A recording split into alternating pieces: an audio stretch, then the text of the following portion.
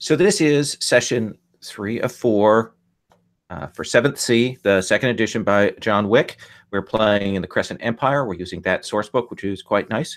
And of course, today, finally got my PDFs from backing the Kitai stuff. Finally got the PDFs of the original 7th Sea things. So a little late, but whatever.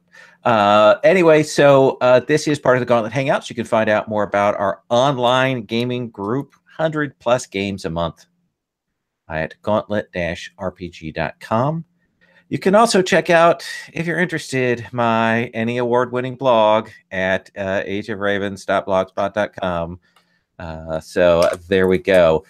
So we've played 2 sessions, and we did a little bit of character creation. We did a preliminary adventure. Last session, they tracked onto their villain, sort of followed that path, and we'll talk about what happened and what the fallout from that is.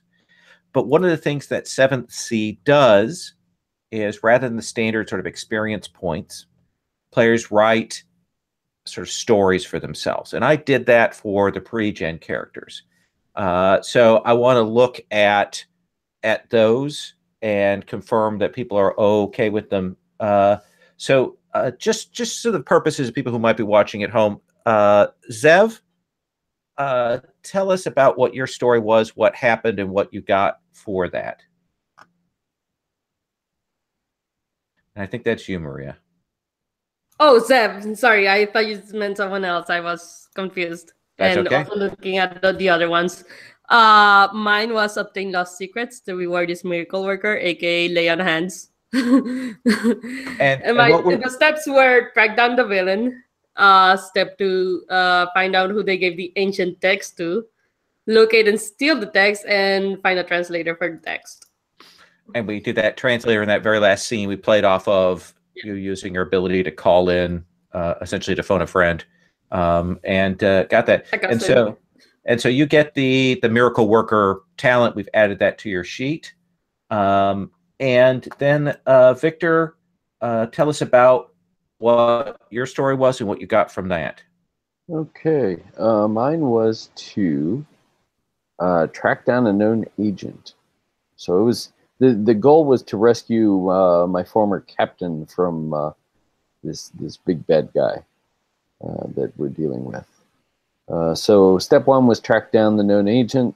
Then 2 was get information on location from the agent, and then rescue the captain. So pretty simple, straightforward thing. And then what my character got was student of combat, which looks like it has to do with learning some slash and parry maneuvers. Yeah, so what that means is, so Maria is a duelist, so she's able to, in combat on the different stages, do those maneuvers. That allows you have a couple of those maneuvers. You can pick another one. There is a dueling cheat sheet in the Google Drive too, if you want to check that out. Essentially, it increases your efficiency for dealing out wounds in combat. Okay. So far, we've only just kind of, yeah, that was weird. Only just run from issues. Yes, there was a little bit of hard punching. And exciting. So I think what we're going to do is, rather than create new stories for this, I think because we've only got this session and next session, we're not going to worry about that. But we'll give, hopefully, if we can, we'll roll Christo and Tejas' stories into this, and hopefully get them so they can get their advancement that Roshan and Malco have. Does that seem fair to everybody? It's always hard to tell when a game has advanced systems that look more like campaign style. It's always hard to tell what to do with short run stuff. So, Lowell? Yes. The sheet became view only like in the middle of me viewing it, so I don't know what happened there. Okay. Just saying. Let me see. Let me grab the share link here. And with the link can edit, copy link, done. There's that. Yeah, it kind of booted me for a second too, but then it just a refresh on it worked. Yeah, you know what it was is I think because I did the folder and posted that as a view thing. Oh, okay. That link bumped things. I apologize. That's a Google feature. There we go. Probably some sort of safety and security method. So last time you had tracked back Ibn Majhul and found out the lair of one of his associates at a fancy racetrack there in Iskander, and went in various means, through various means, entered into the place, and were able to rescue some people, steal some things, find out some information, and that was the gist of things. And the big piece of information is something that Rashawn discovered. Christo, do you want to give a summary of that, or do you want me to summarize what happened there? Let's see. We found a scroll and letters on the table of Nisma that said that Ahmad, another archaeologist, had left earlier today on a caravan, and that Nisma had paid to get Ibn Mazghul a spot on the caravan. It had paid to get information about the caravan. Oh, did he? Oh, yeah. Okay. Sorry. Oh, yeah, get info. Sorry. I do have that written down. And I think that's about it. It left earlier today, so our plan, I think, is to catch up with the caravan somehow and get, I don't know, get involved in the caravan or be brought into the caravan or some way to see if we can find our esteemed villain, our notorious villain. Does that seem like a reasonable course of action for everyone? Are you on board for that? Does that seem reasonable approach? Now, you've got a couple of options on how you might want to do that. Let me kind of quickly go through that. You're going to need to kind of find out the info on the caravan, so that's going to take a little bit of time. You're going to need to then either join another caravan that's following back along, or get yourselves horses, camels, horses, because we're not actually in the desert yet, to catch up to them. So I guess the choice is between getting horses and going on your own, or trying to join up with a caravan that's already here that's leaving. Horses might be faster without the whole caravan. You're assuming that we all know how to ride. Right. Everyone knows how to ride. The question is whether you're good at riding. That's true. I think that Musina and Malco both have some skill. Some skill. Roshan and Zev, you can ride a horse, but you can't make it do tricks, or at least not very well. Does that seem like a reasonable assessment? Sure. So, getting a horse, what the game has is that everybody starts with essentially a wealth in each session that they can spend. That hiring a horse is probably going to take from all of you, from each of you, that wealth to be able to get a horse to make that travel. Unless somebody wants to try and bargain. Someone have some merchant background, wants to try and make a deal, that could try and do that, or if you have some other means, if you want to steal a horse, for example. We start with 1 hero point if we have 0, right? Yes, if you have 0, you'll start back at 1. Yay. What did you say last time about health starting out? Oh, Good point. So all your wounds will heal except for your dramatic wounds. Okay. But So normally they wouldn't heal. You would have to do some things. You'd have to have some time and rest. But you have a doctor with you. So even your dramatic wounds will have healed by this point. Okay, that's weird. I need to reconnect, re-hit that link. Is it being funky? That's not good. Okay. You only took one wound. Wow. Yeah, it wasn't much. Oh yeah, that's you got a gentle graze across your cheek there. It was more a surprise than anything. Yes. So you can spend the money, get the horses, and head out on the road if you wish. And we need to track down which direction the caravan went, or you have a general sense. If you would like to make that more exact, you're probably going to have to do some legwork. And did we find out what the caravan took off to do? You know that it's a archaeological scholar, and the assumption is that he is heading eventually on some sort of expedition somewhere. That would be the guess.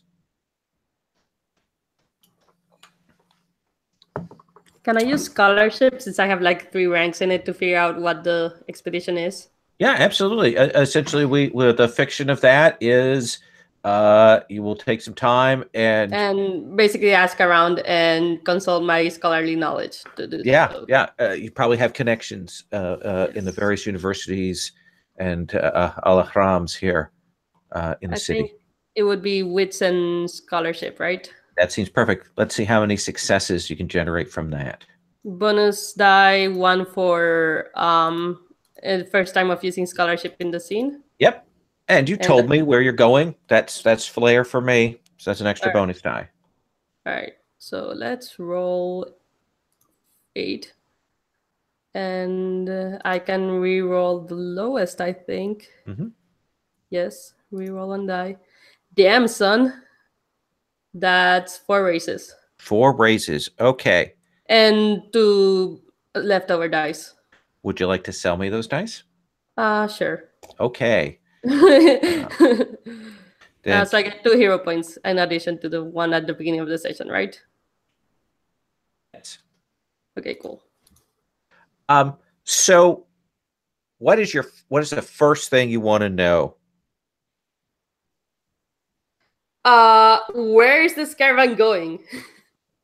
So you can get the route. They are generally headed to the 8th, to one of the cities on the edge of the 8th Sea. They are passing through Eskenhir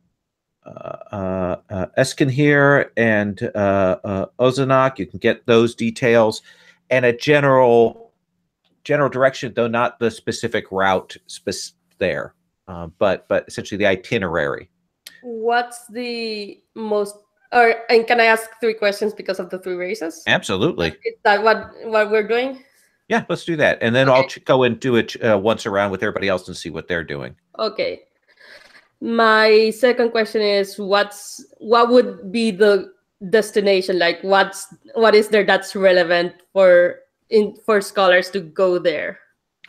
If their end goal is the 8th Sea and the Great Desert there are old fallen places. It's a common locale for treasure hunters, for those who are looking for much older places that were swallowed by the desert.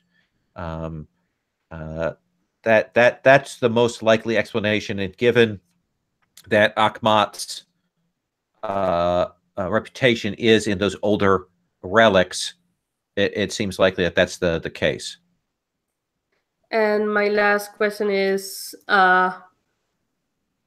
probably the best place to intercept this caravan would be the point where they go into the 8th Sea, correct? Probably the best place if you want to catch them early on is one of the cities that they're stopping on. though that's a certain amount of chaos there, because they'll probably have to stop and resupply, or you could try and get ahead of them and catch them at the pass to the AC. It's a little bit further along, because this is like a 2-week journey to the edge. All right, I'll pass that information along. Okay. So tell me, then, Musina, what would you do? What would be your prep or engagement, or what would you look into in terms of getting ready to head out on this journey?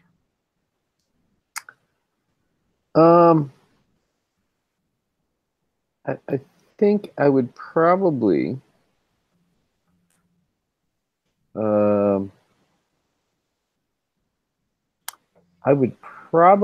leave maybe getting the horses and that to Rashawn, because he seems to be really good at turning up things like that. But I think I am probably looking for other supplies like water and food and the mundane things, the support items. All right. That doesn't seem like a thing necessarily we have to make a roll for, unless we want to. Actually, let's do this. What do you think would be your skill for getting that together? I'm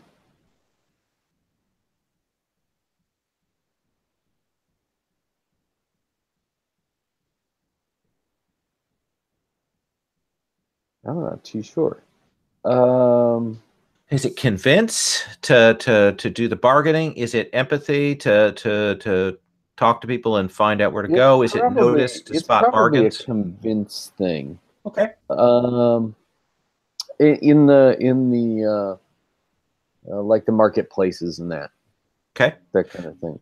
So let's do convince and then like panache, you think? Yeah, probably. Convince and panache. You just talked about the marketplace, so you get the flair. It's the first time you've used the skill in this scene, so I think that's going to be 6 dice then. Okay.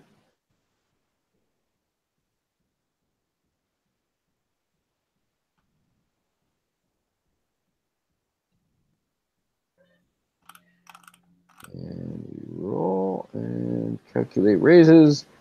And I've got 2 raises and 1 extra die. Do you want to sell me that extra die? Yeah, sure. Absolutely. You're losing money not doing that. Yeah, absolutely. So here's what I'm going to say is it's no raises to get the stuff. You can get this. Okay. You can get the materials and supplies.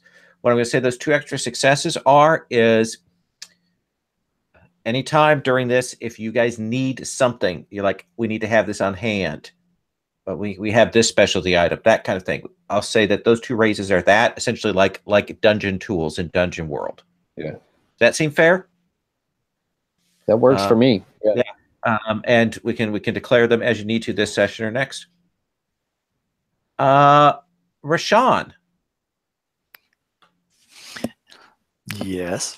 So what do you want to do? I want to steal horses from Nimsa.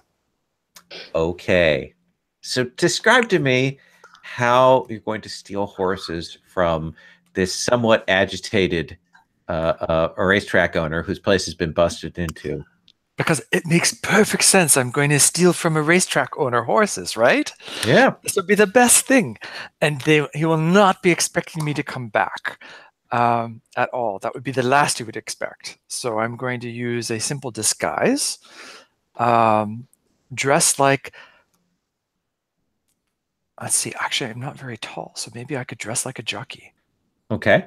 Or somebody that takes care of the horses is even better. And go in and just act like I own it and walk out with the horses. All right. So I think we'll give you flair. And I think it's the first time in the skill. And it's definitely theft. Oh, it's definitely theft. And what is that? Finesse? Panache? I think this is going to be panache. Okay. Let's have you roll that. Let's see how many successes you get. So let's see. That'll be 3 for panache, 3 for theft. Don't forget you can reroll 1 die if you need to. Yeah. Oh, I wasn't forgetting. Would you like some help, or are you? Oh, yes. That? I think actually I would have approached both Musina and your character. I'm sorry, the name has slipped my mind of the assassin sorcerer. I was gonna say that I probably have had to do enough background checking on this racetrack guy and kind of like researching like his location, the people who come in, people who go out, the horses that are brought in, the way things are stabled, just on my suspicions of his association with the villain. And so I think I can simply spend a hero point and give you 3 extra dice. Of course. If you spent a second hero point, you could give him another 3 dice because of your ability. Fancy smancy. Yeah, brains of the outfit. Which ability? Holy fuck, which ability? This will get us all the best. Malco, you really want to do this? This will get us all the best horses we could possibly have and spares. What else am I going to do with these hero points? Absolutely. I think it says... brains of the outfit. Describe academic. Okay. So I think that at some point, just because I tend to, in my calculating way, get, really analytical, but then go off on weird tangents, I started doing research on the racing breeds and the Arabians versus the others and what's likely to be in the stables, not just because of the season, but because of the owners. And, I like get very intense into, oh yeah, you definitely want this particular Palomino, but don't take, 4 men out. That guy's been losing races for the past 2 years. You do your research down at the track. Okay. And that's what she's been doing for the past session. Yeah, I guess. That's right. So we can justify it that way. So Christo, that's 6 extra dice you get. I know. Sweet. And okay. Oh, and is Nesma a guy or a girl? Because we've been using he. Nesma's a girl. Okay. Yeah. Just making sure because we've been using he pronouns since this session started. Yeah. Oh, okay, that's right. Sorry for being that person, but I figured I had to point it out. Roll 1 die. Okay, I got 8 raises. Okay. Jeez. Do you have any? You wanted a lot of horses, right? Do you have? We have 8 horses. Do you have any extra dice you want to sell me? Oh, wow, you know what? I got 4 10s. 4 I know. Okay. Let's see. Did I get any extras out of this? This is hard to tell. 1, 2, just count the numbers and see how many dice you rolled. 9, 10, 12. Yeah, I have 2 extras. Do you want to sell those to me? Wait, do I have it? Wait. Mechanical question. Yeah. Are any raises you don't use considered extra successes or extra dice? Only thing that are extras are dice that didn't go to making raise sets. You have 2 hero points right now. Do you want to increase the danger? Yeah, no, I'll take 2 because I can do a lot with hero points. So okay. So danger points would go to 5. So Christo, I was going to say each raise gets you a horse of that. So you've got at least 4 horses. Do you want 8 horses? Do you want to get more horses, or do you want to use those successes for something else? I want to get more horses because then we'll be able to swap them out. Okay. And we'll be able to get there faster. So yes, you have 8 horses. Yes. That you can swap out and change to make things easier. And these are good horses, and because Malco has assisted you, you're able to choose horses that can handle the long haul, that aren't simply race horses made for speed that will not be able to stand up to it, that have delicate legs or anything like that. You've got serious horses there. And there's probably a shot of Nelma after everything is said and done, and she's finally got her house put in order, and she goes down to the stables, and she's like, "Where are all the horses?" I just have to imagine how Roshan got like 8 fucking horses out of the stables unseen. Yeah. What was the key thing in doing that? What was the main trick that allowed you to do that? I was probably taking them out supposedly to exercise, but it might have been the sort of thing that maybe it looked like I was doing something else, and I was walking back and forth with the horses, but each time I walked out, I was taking out a different horse. Okay. Changing your costume slightly, maybe. Yeah, exactly. Changing the way I walk so I look like somebody different. That sounds perfect. So you've got 8 horses. You gather together. I have to come back since I kind of know everybody else is not particularly attached to things, but Messina. Where do you put your captain? Do you leave him here? Do you find him another ship, or what is it that you're doing for him? I think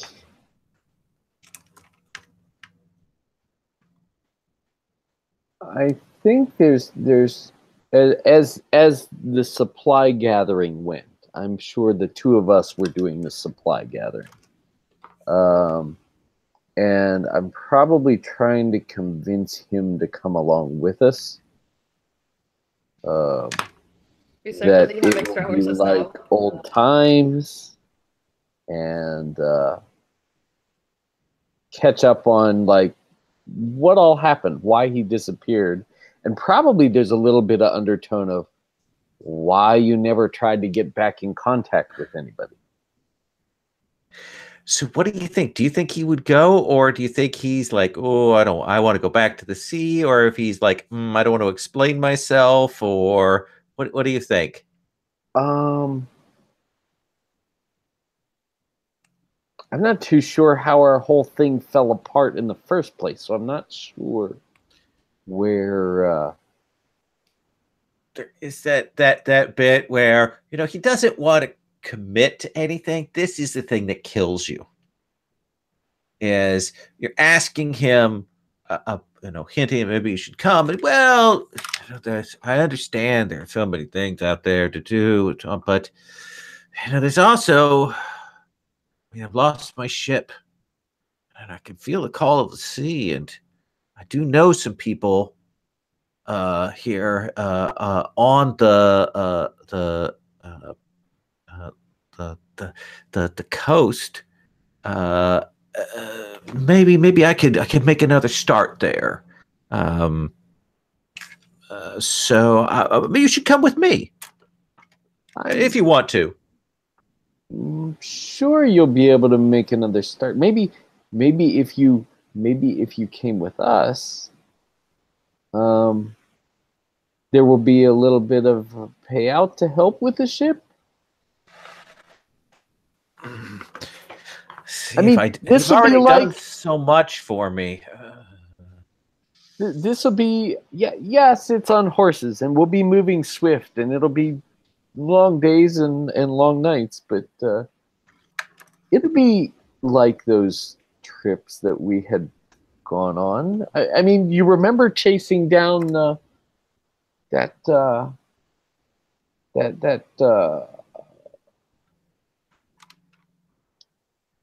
trying to think of a ship name. The Dawning Star. You remember Raging chasing? Queen. Go ahead. Oh, wait. It's just, look.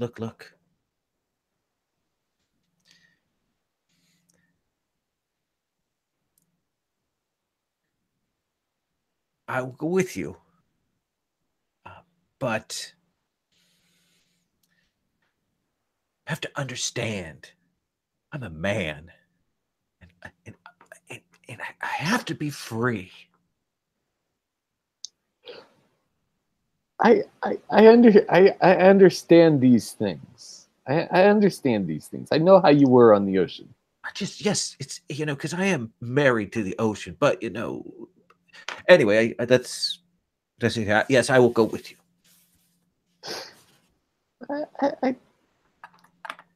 Yeah, that sounds, and I think she kind of like probably passes it off more like, oh, it'll be old times, and we'll be captain and crew and all that kind of thing. Yeah, captain and crew. But I think the subtext isn't that. The subtext is, yeah, I want you to come along just because we're back together. Okay. So he will come along. The rest of your group, are you surprised when the captain is there? I was gonna say, does the rest of the group trust the captain? That's another question to mull over. I think Rashawn will be ecstatic. Zev doesn't really care about either way.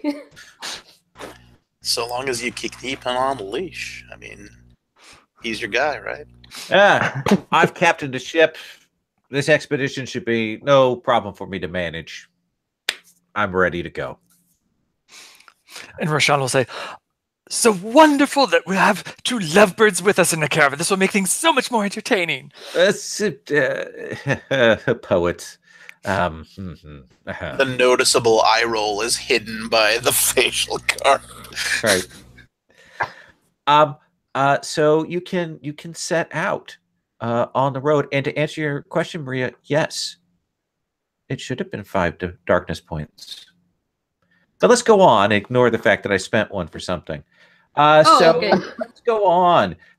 You for a +1, you 4 and your +1 will gather yourselves together, and you will head out on the road. So there are a couple of questions that I want to ask you.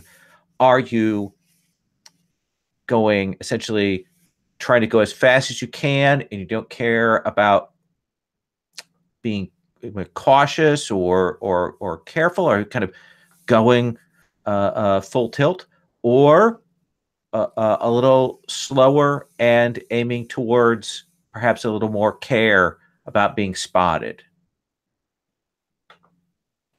Rashawn, what do you think, since these are your horses? Of a sort of your horses. They weren't busy. Right. Well, not that day anyway. Exactly. I think we need to go fast. Fast like the wind. Like a sandstorm. All right.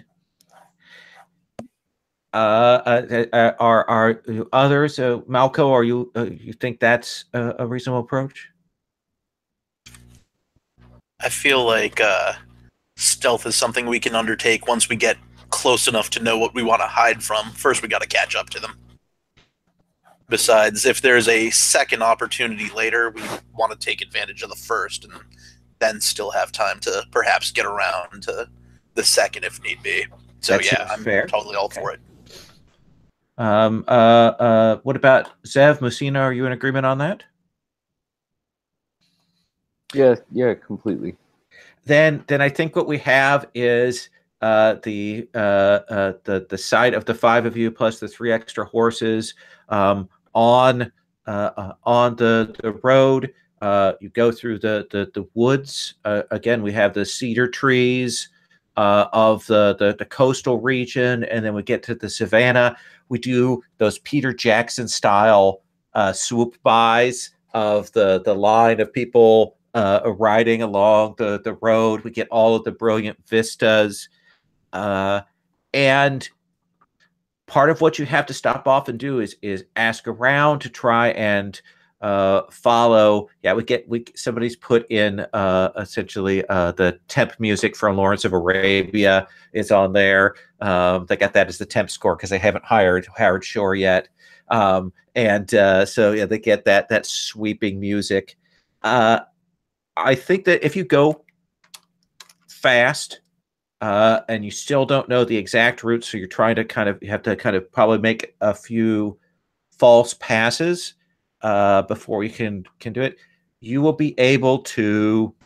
Well, if this is something that takes multiple nights, I feel like on the first night that we, are taking a break and we're kind of saying, well, do we go, through the box canyon, or are we going over through, just like that kind of, what should we do? I say, perhaps if you give me some time, I can consult with the knight, see what it can tell me. And, if you guys give me the moment, I kind of walk away from the camp. Since the sorcery is actually called Dawning Revelation, I kind of like the idea of it being sort of like ablutions in the late of night, and then as the sun comes up and dispels the darkness, that's when the actual whatever roll is made. It says, activate this Turu to call on the powers beyond to reveal a major piece of necessary information to aid you in your current situation. Basically, I want to know exactly where do we need to go to cut this guy off. I mean, we've got fast horses. They're not expecting us. Where can we get them? Okay. And it does say, however, one must take care. How do you think that information comes to you? Does something speak to you? Is there a vision? How do you think that revelation, as you call on those magics, actually appear to you?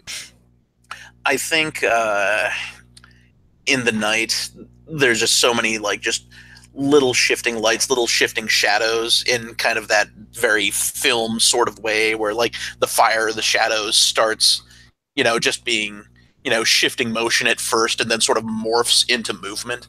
It comes as a vision that I see sort of played out in the shadows before me. And in that light, you will see pieces, and you will see a city.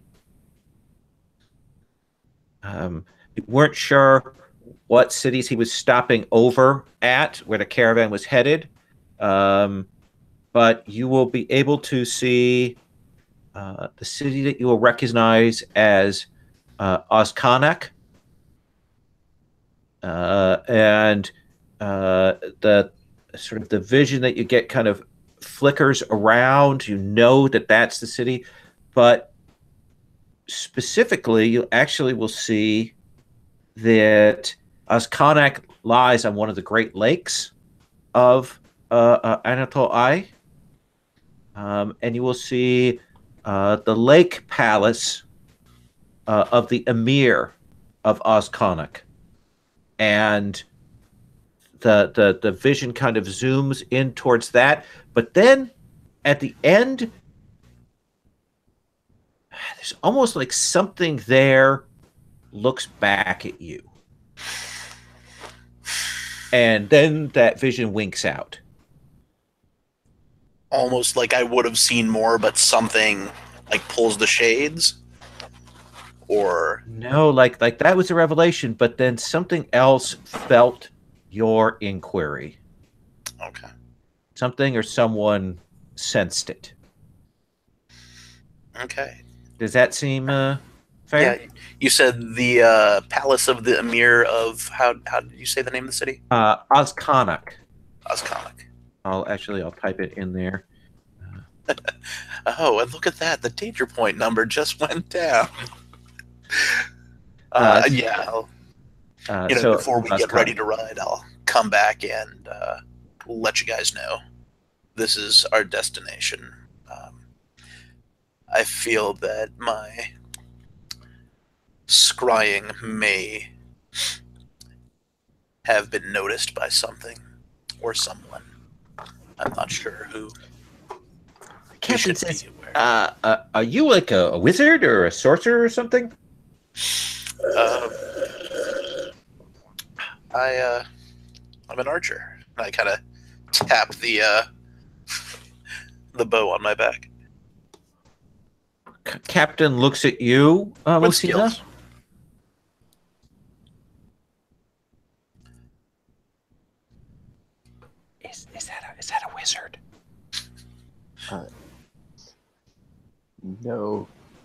no, Captain.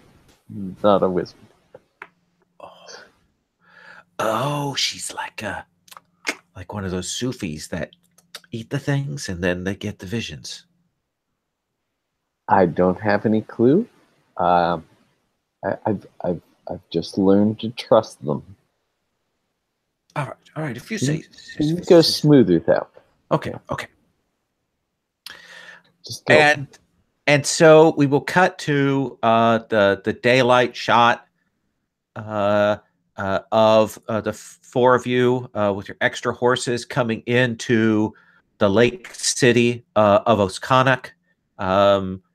It is a beautiful city of sort of lake stone and wood.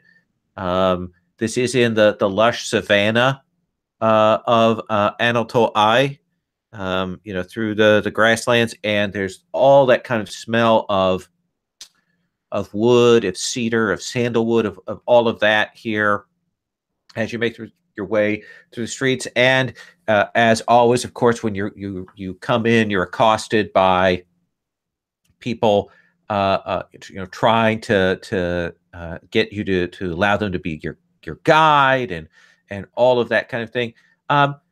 So let me ask, Zev, what's your typical procedure when you find yourself at a new town? I'm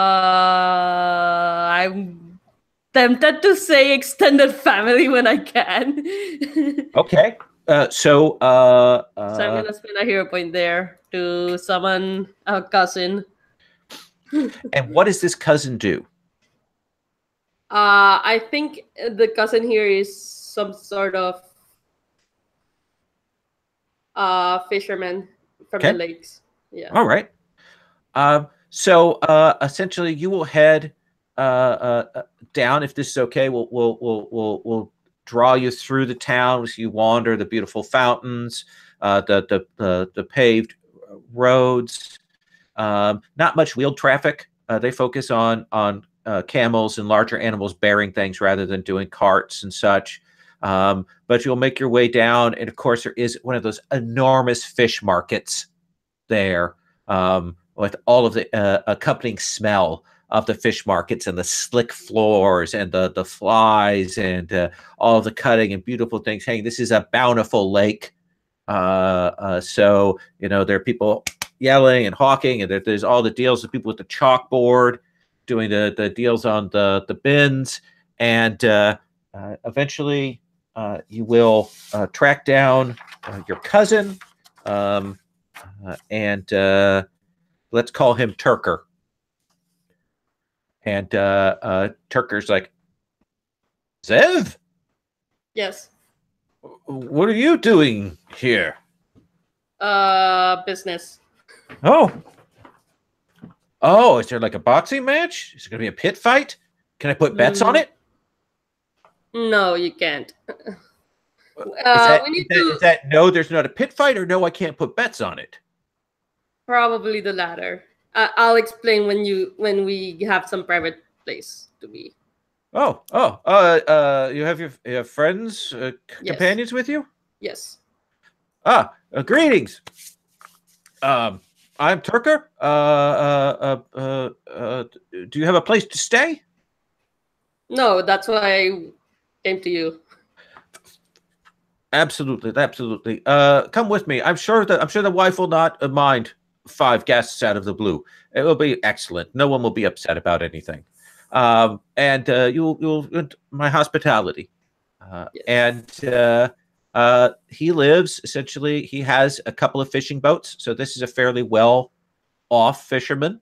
There, as a household, there are probably a couple of families that share a compound with the courtyard in the middle. So it's a larger place. And when you come in, of course, there is that smell of fish. Though you see, when you enter in, there are basins to wash and clean and oil to get some of that smell off. And you will see that Turker definitely does that carefully to make sure that he doesn't carry that smell inside. And he goes in, come into that inner courtyard. One of his sons will come and take your horses and tie them up here and get water and oats. The other kids, like a great gaggle of them, very quickly will gather around because these are 8 of the most beautiful horses that they have ever seen. They're not workhorses. They're not the rough pulling horses. That they're stunned by this, and they're maybe trying to climb up on them, or they're going and getting the horse brushes and brushing as far as they can up on the horse. You will see Turker's wife comes out, and she looks at the 4 of you, and she will go, Cousin Zev, it is excellent that you have come here, and you come at an opportune time. We happen to have rooms that are free, and even as she says that, you can see kids are carrying their clothing and things from various rooms. If you will give us a time, I will have food prepared for you and all your friends. I hope that this will be all right with you. Yes, that should be fine. Yes. And she does. She is good to her word. Within a little while, you are sat down at a low table. Cushions are around. They've kind of made space. You can see they pulled out the best plateware for you. There's fresh bread, and then clearly sent someone out to get more pita. There's some beautiful hummus and other dippings, and olive oil is put on the table. Kind of a smell of that, and sort of fresh cut parsley on top, and then you can smell large fishes being roasted, and the rest of the meal is like 4 or 5 different kinds of fishes prepared beautifully in different style and laid out for people to communally eat from.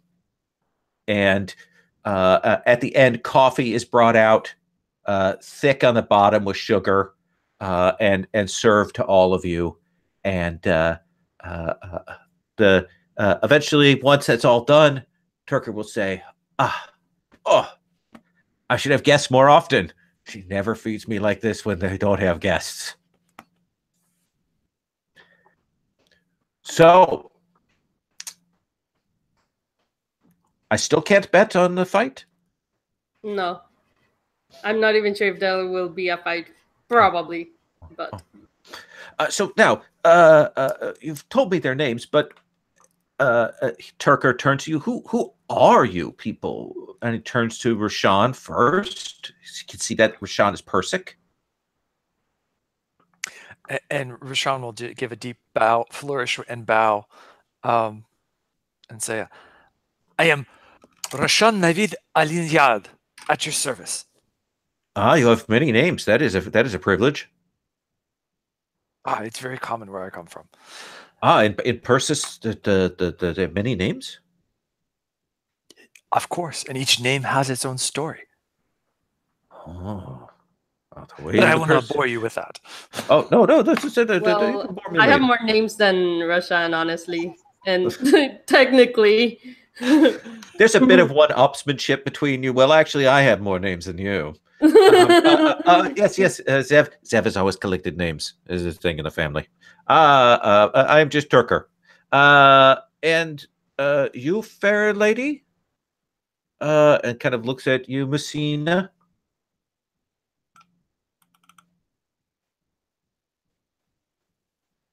I may have missed a little bit of that. You kind of froze for a second there. So I apologize. My mouth was full.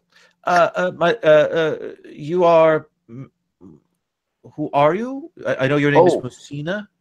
I introduced myself. Messina bint Pinar.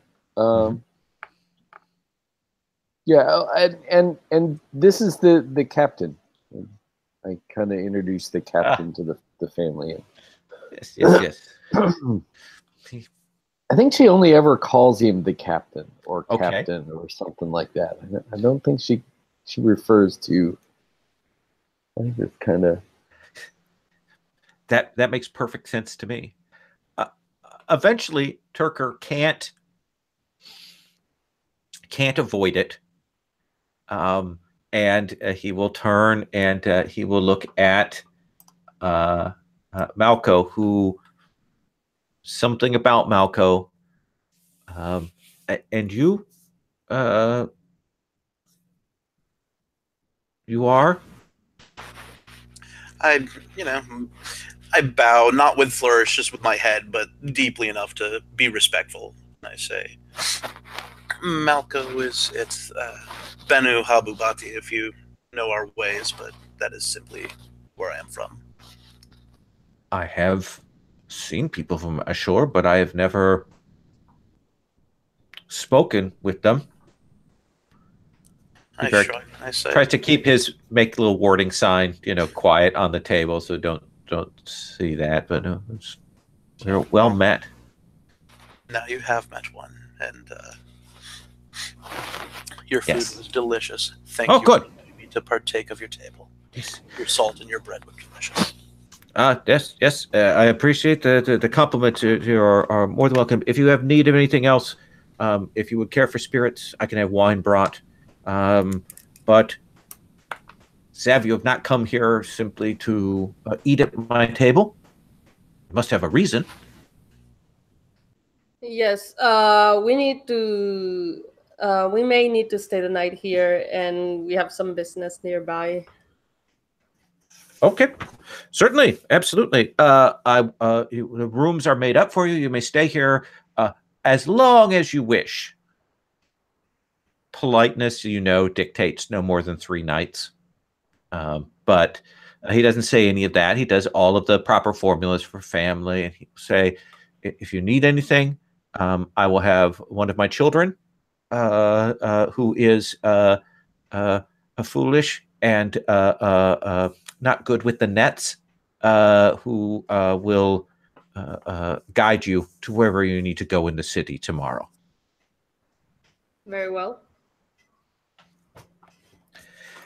And he says there, kind of pauses. He says, if you go out at night, there is a latch on the compound's door. I would ask that you drop the latch as you go out. We have a Bawab who mans the door should you need to return back in. Very well. And he will say, well, I will go see to my things, and I will leave you and your friends to your devices. Your rooms are already set up for you. I will make sure that your horses are being properly taken care of. All right. Okay. And he leaves you, the 4 of you, alone. And I will look at Roshan and say, when are we getting rid of the horses? But they're such beauties. It's such a shame to part with them without making it useful somehow. Do you want to create a distraction with them?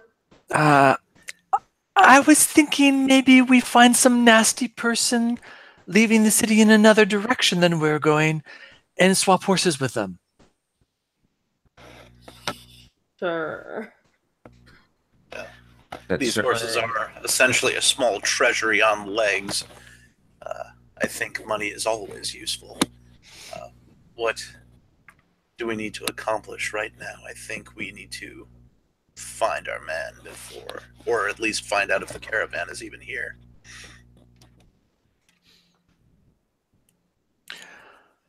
True. The other thing is, of course, the horses could be what we're selling and traveling with in the caravan to sell at a different place. But I do think we definitely need to get rid of these now, as soon as possible, or Nimsa will find us. Although that could also be entertaining. So what I'm hearing on the table are 2 things. One is getting information about where the caravan is in town, whether they've arrived yet or where they are. And another is disposing of the horses. Yes. Okay. Anything else on the agenda? We can kind of move to that set of actions if you want. I want to see if the palace has anything to do with the caravan. Okay. Well, let's do the info gathering first. Let's do Maria. You went first last time, so let's start with Malco. What do you want to do? Let's say either that night or the next day. How do you want to contribute? What do you want to look into? I always ask him as soon as he's distracted.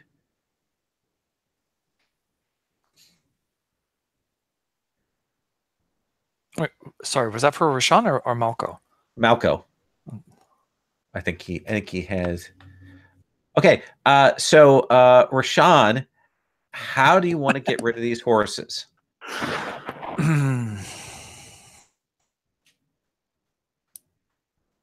And do you want to get rid of all of them? Well, I think we want to get rid of all of them and swap them. How close do we know that they're going to the desert next?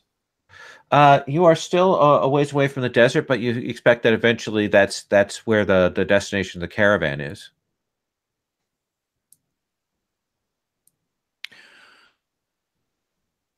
Yeah. So maybe we need to swap them for camels.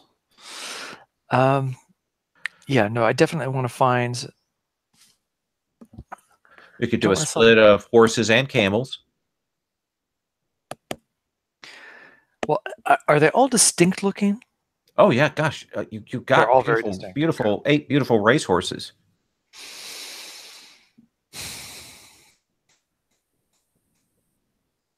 We definitely don't want these horses on us if anybody spots us.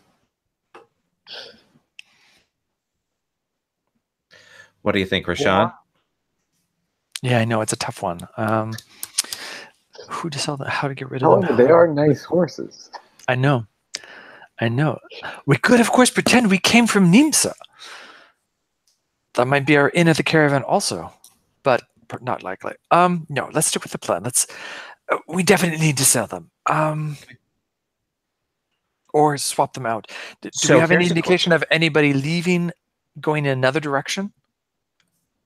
That could certainly be part of your thing. So I guess let's come to this. If you want to go and do this, let's do a roll, and we'll generate some successes, and we'll use those to do things. Sure. Now the question is, do you want to do this on the up and up, or do you want to reach into your reserves of more questionable folk? I think this has to be a questionable folk because he's not good at anything else. So Okay. I mean, of course, he's also a rebel, so it could also turn into sticking it to the man. But my thought was to go to a reasonably sort of a tavern or something like that where there were other horses and lose them in a game. Interesting. So what do you think that skill is going to be that we're going to use for this bit here? Well, is conning, does that fall under theft? It would. I'm not going to give you the most high because you used theft on your last roll. Unless it's performance. Maybe that's really what it is. It's up to you. Yeah, and the goal is to end up losing them in a bet where we're losing them for somebody else's horses. Okay.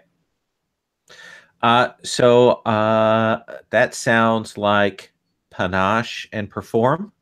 Sure, that works. Okay. I'll give you a bonus die for flair and a bonus die for first time on that skill. So that's going to be what, 6 dice?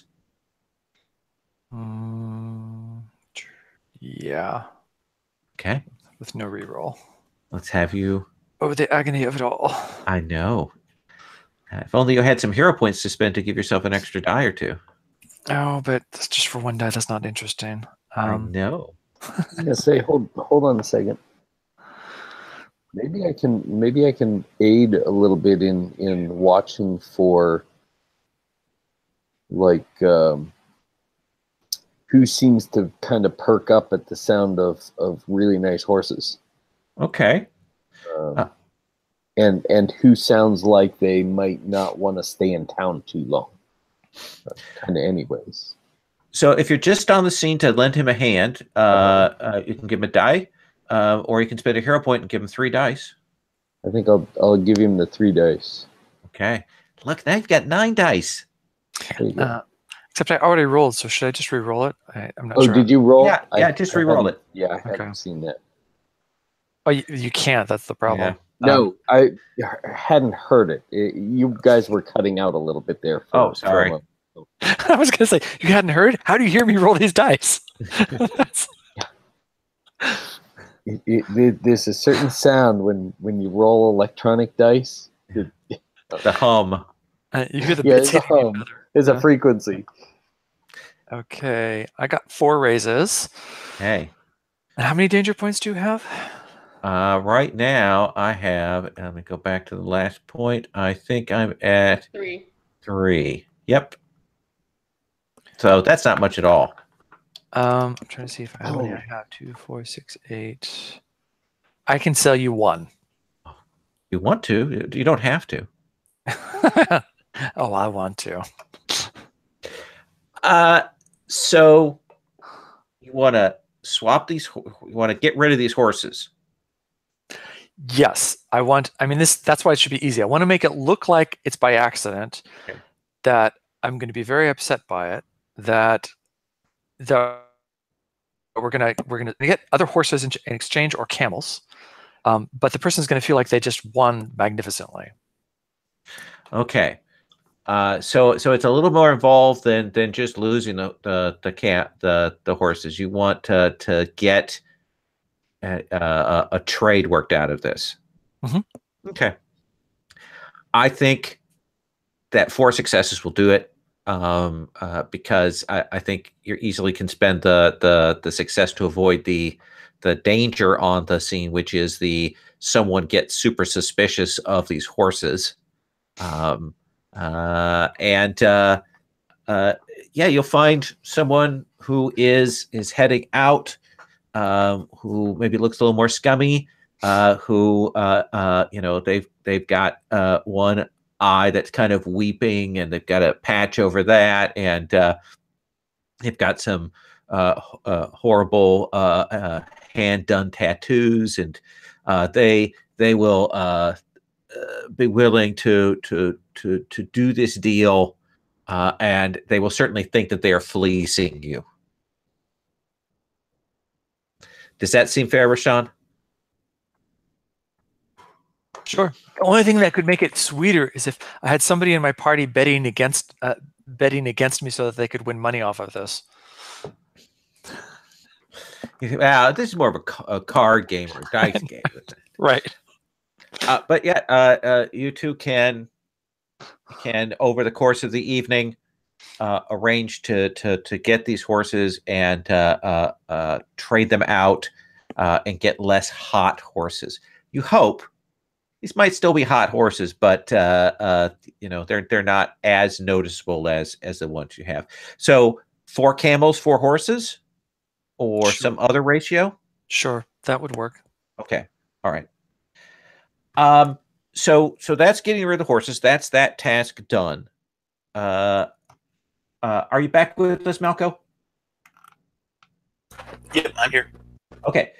So in terms of gathering info, looking into things, what is it that you want to do?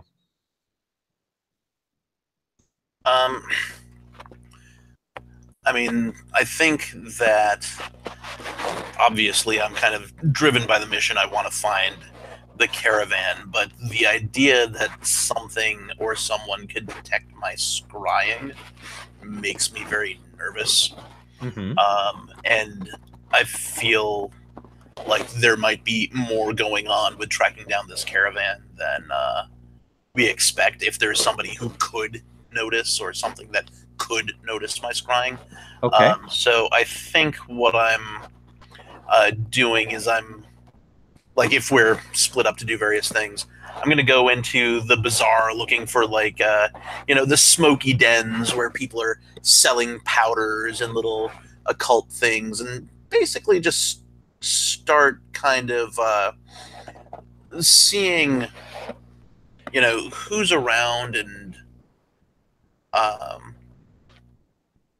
if anybody can tell me about either, like somebody in town who is mystically strong or somebody who is new in town. Sure. So what do you think that's going to be skill-wise? I think that it's going to be wits and notice, or maybe empathy. Empathy's not hot, but it might be a little bit more accurate for reading people. Yeah, I think so, actually, here. Okay. But wits, it's definitely like trying to drop questions without being really, obvious about it. And then, unfortunately, empathy is 0. So your goal is to get answers, and each success will be a question. Okay. The danger is that info gets back, that you raise the heat level, that people notice that you're doing this. Does that seem like a fair set of exchanges there? I will help if that's okay. Yeah, definitely. By asking questions on my own, because that was pretty much my action as well. Okay. Well, I was going to come to you and have you do your question action after this, but if you want to help out, I'm 6 of one, half a dozen of the other. I mean, yeah, we could do it that way. Easier if I helped you if we're going for the same. I have higher empathy, so yes. But you have less hero points. That's the thing. Well, I mean, I'll get into some sort of trouble where I get more at some point. All right, I will do the same. I will do empathy and wits. Okay. And I will lower my bonus die to 1 because I didn't describe it. Okay. But I am doing the first time roll, so. And Malco is assisting then?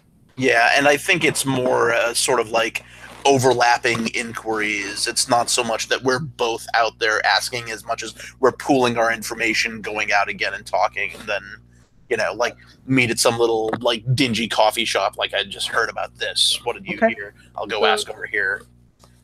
Are you going to spend a hero point? Yeah.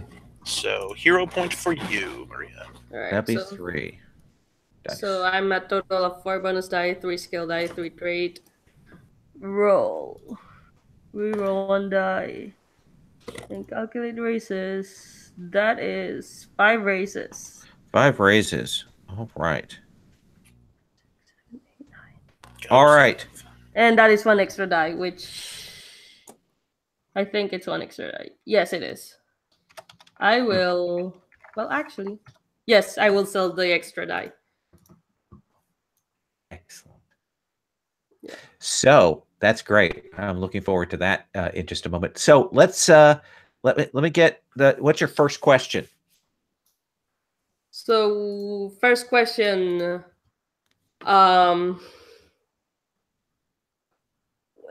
and this is just for the scrying part, or the scrying in the caravan, or I'm going to leave this open. Okay. So it doesn't have to be restrained. First question, is the caravan here? Yes. In fact, the caravan is currently being entertained at the Lake Palace of the Emir. Okay. What are the Emir's magical powers? That's question 2. It is not said that the Emir has magical powers. Sorcerers are still regarded with nervousness and fear in some cases, even though the Sultana has ordered that they not be restricted. So there's no one there that they think is a sorcerer. any sorcerers around here are probably still keeping quiet about it. Who was in the caravan, or who is in the caravan? So there's Scholar Akhmat, the who apparently is running it. He has a captain of a guard who's with him. There's the person who's running the caravan itself. The scholar's daughter is with him. And then there are some other, like a scholarly note keeper and a merchant that they have on hand. So it's a typical thing. There's also a person who's in charge of sort of excavation, like the head of the dig. Okay. And that's 3 questions so far. Fourth question would be, when is the caravan scheduled to leave? He will be here throughout the week, so probably another 4 days before the caravan moves on. Okay, so we have some time. Yeah. Let's give and the last question to Malco. How does that that's sound? fair. Yeah. Malco? Okay. I think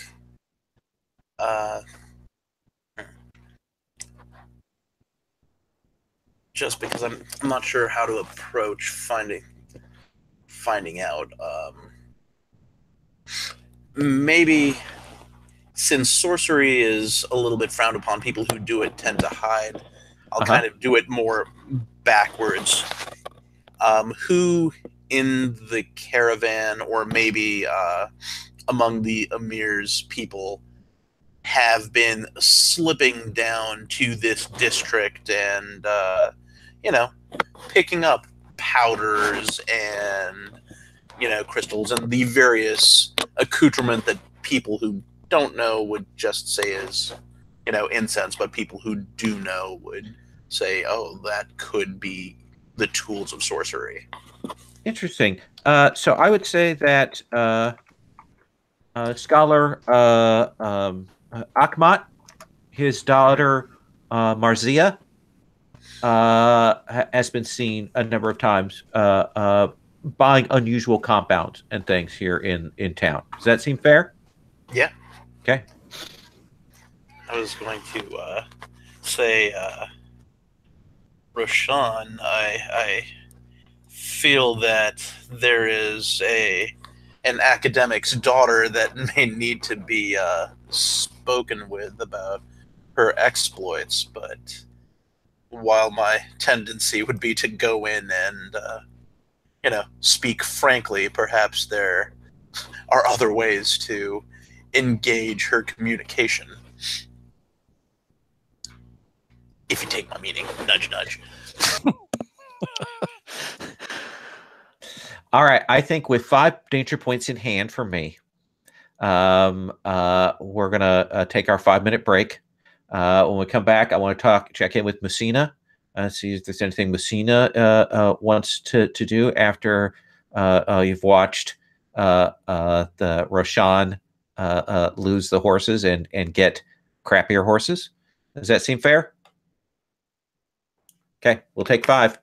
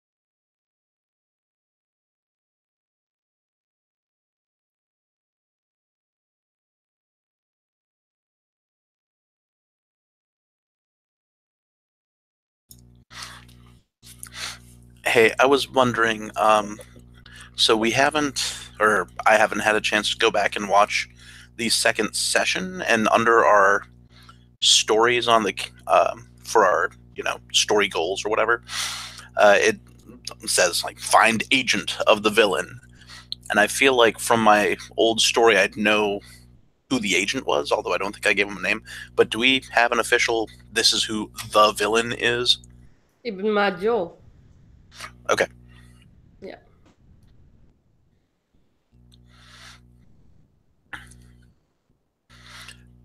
Now, I don't know why I'm feeling confused by this. So we're tracking down the academic. Like, what is their actual connection? I think what happened last session is that we thought that Ibn Majul was in there, so we want to confirm or deny that. I think. Okay. I'm not sure 100% because Crystal said at the beginning of the session that it was information instead of or Lowell said it was information instead of like actual Ibn Majul. So I'm not sure. Mm. But we had the feeling that actual Ibn Majul is in the caravan. Yeah, we think something there's a direct connection there somehow. Okay. I'm trying to think of like how to tie this back, just so I can try to pursue the story stuff. Maria, do you remember, like, I don't think we actually had a name for the guy who was, kidnapping the slaves and like putting them into the gladiator arena. I think I just kind of came up with a broad stroke of a story for that. But there's no connection between that and this yet, right? Like, I'd have yes, to there is actually. Oh, okay. I think last session we found out that in the underground of Nesma's place there used to be a gladiatorial arena, but we left there, so I'm not sure how we are going to pursue that. Lowell knows, so okay. I'm sure we can certainly roll that into things. In some way, we will figure that out. Yeah, I mean, I apologize. No, it's okay. I didn't think to ask about it early enough. So Victor, let me come back to you. What is Musina's approach?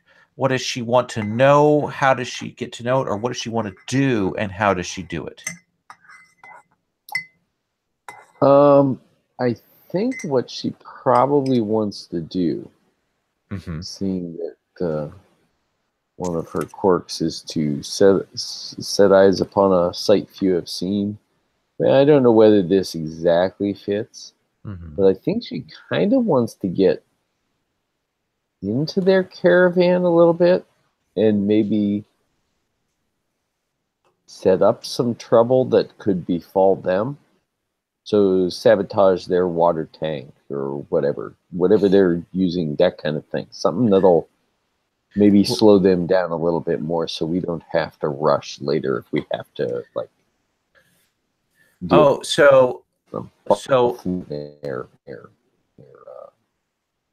Camp somehow. So I'm guessing what you're saying then is getting onto the grounds of this lake palace. Yeah. To where their caravan supplies are, and it'll be a quick in and out. That's all. All right. I would help you with that if you want and or need the help. He actually has she actually has the best ability for that. Do you want to spend a hero point to get in? That is that is my second story work.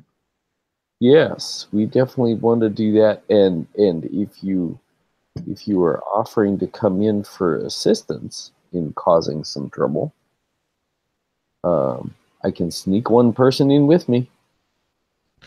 Yeah, I mean, it would be all hands-on help, not hero point help at this point. But yeah, no, that's fine. Yeah, I figure we sneak in, poke around a little bit, cause some future problems for them. Something that'll like crop up, like a slow leak in the water, or cutting the straps so that they could straps on animals that enough pressure and they'll snap. All right. Like that. So what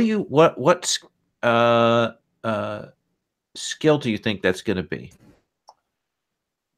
So I think it will most likely be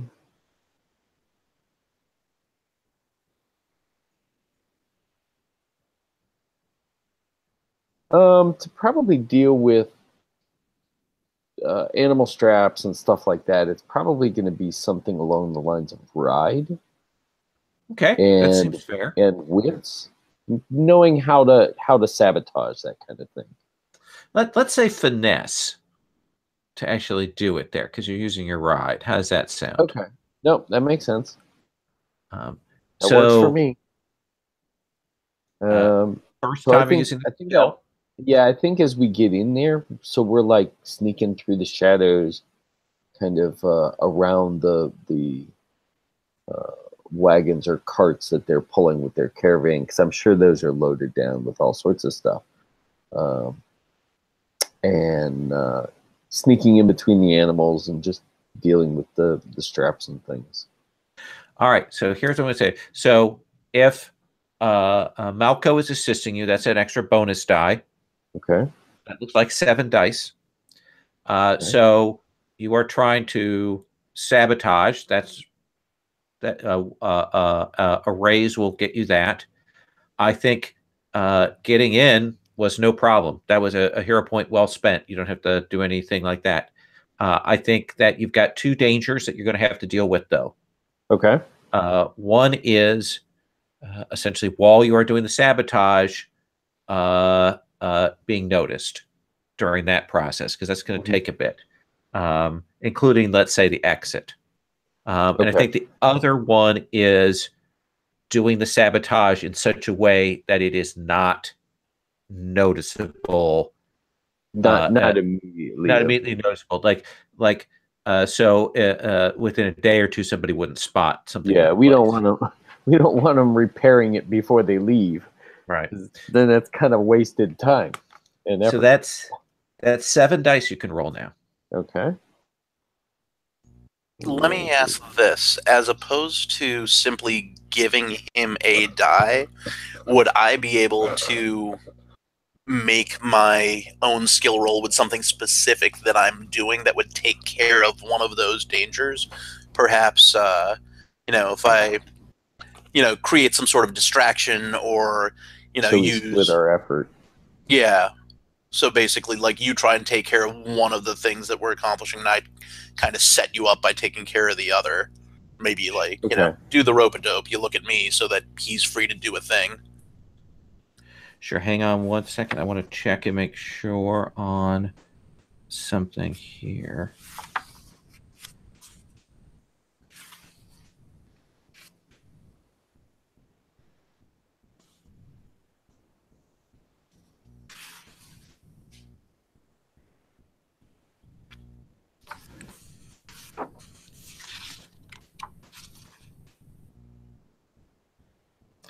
Yes. So essentially what you're doing is you spend your action to create what are called opportunities. That's what that is in the text. I couldn't remember the term for it. And essentially your raises are opportunities that are given over to another player as success numbers. Okay. All right. So then we're doing 2 separate rolls. Then you're doing 2 separate rolls. Instead of him getting a die from me. Correct. Okay. So let's start then. Tejas, how are you assisting him in this process? Well, I guess before we go in, there's kind of a couple of different ways that I could do it. I mean, like, I know that you're good at actually, like, finding that point of entry, but since being discovered is an issue, I am great at sneaking about, so I can either like guide you through, whistle you on, kind of do the forward thing, and then give you the hand signals to go ahead. Watching for the opening between the guards when you're walking or around. I could do like an outright like actual distraction. Okay, that's cool. Which I feel like the distraction's a little more risky, but it also might give you, I don't know, I feel like that might be worse because it puts everybody on sort of alert. So in that case, if you're not doing that, then it does look like wits plus hide is probably what we're talking. Okay. With that extra bonus die for flair and an extra bonus die for first time. So that looks like 8 dice to me. Mm-hmm. You want to roll that and we'll generate those raises? Sure. Okay. So what's... Oops.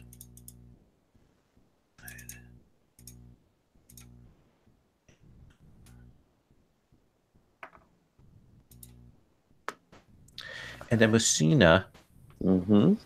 what is it that you think is the appropriate skill for you? Did we determine that already? Yeah, I think we did. Okay. That was the ride and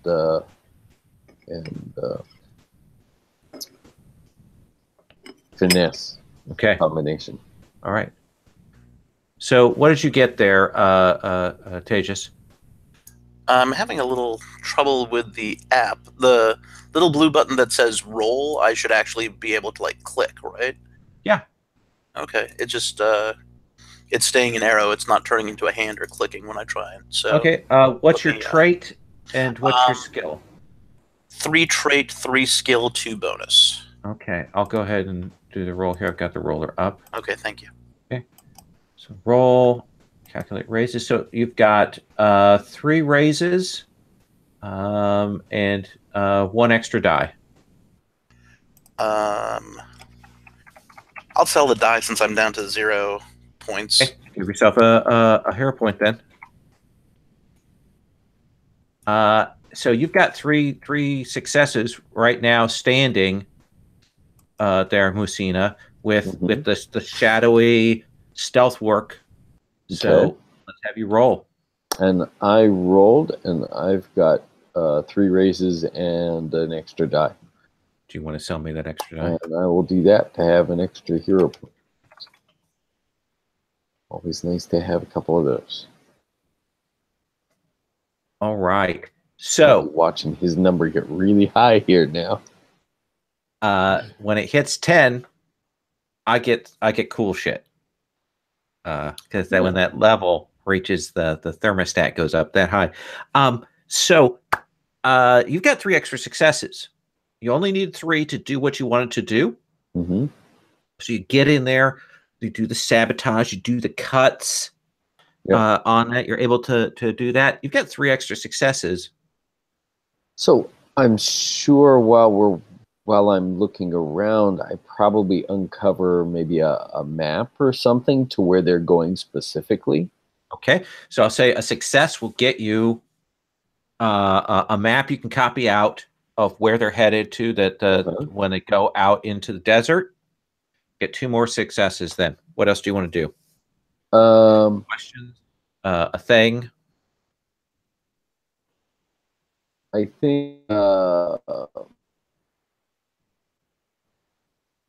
you said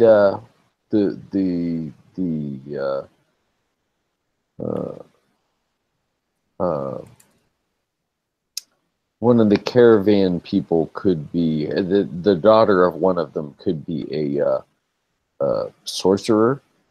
Well, what was picked up by Zev and Malco was that the daughter of this scholar from the caravan has been coming into town and buying weird shit. Might be a sorcerer. So if they've been buying some weird tools and such, I want to find out what those are. Okay. So yeah, I say you can get some samples of that together. And so you can pick that up, and you want to know what it is, right? Mm-hmm. Yep.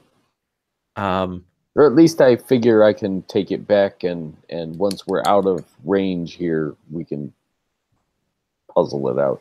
Okay. So I'm going to take 1 success for that. Okay. And I'm going to take 1 success for I don't want them to notice that I stole a bunch of their magical shit. That's probably a good idea. Does that seem fair? Yeah, that works for me. This is clearly some kind of alchemical concoction. Okay. Meant to sustain life where there shouldn't be life.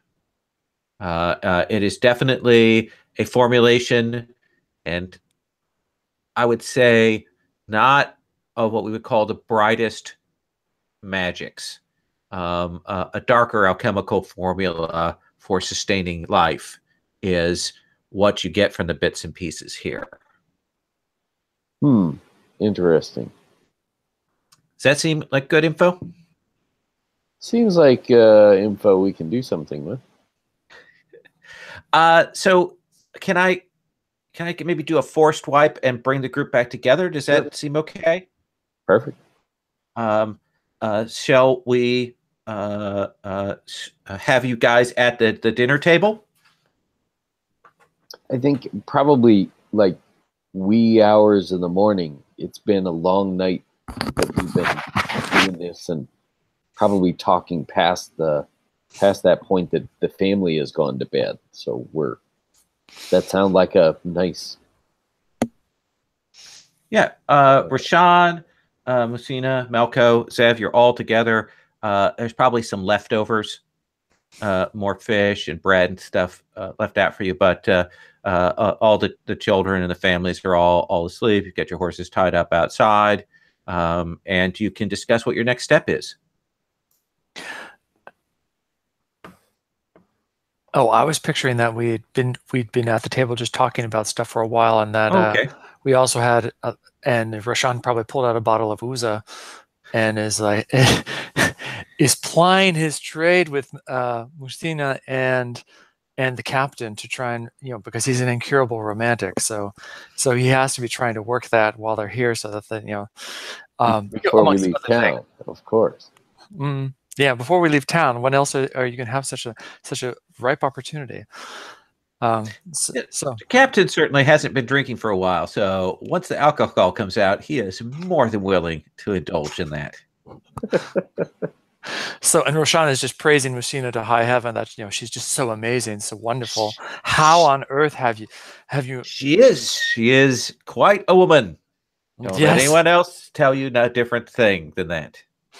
No, of course not. And always making sure that he's as close to her as possible, and so on and so forth. We don't have to go into detail on that, but that's just sort of like the subtext that's happening. I like that.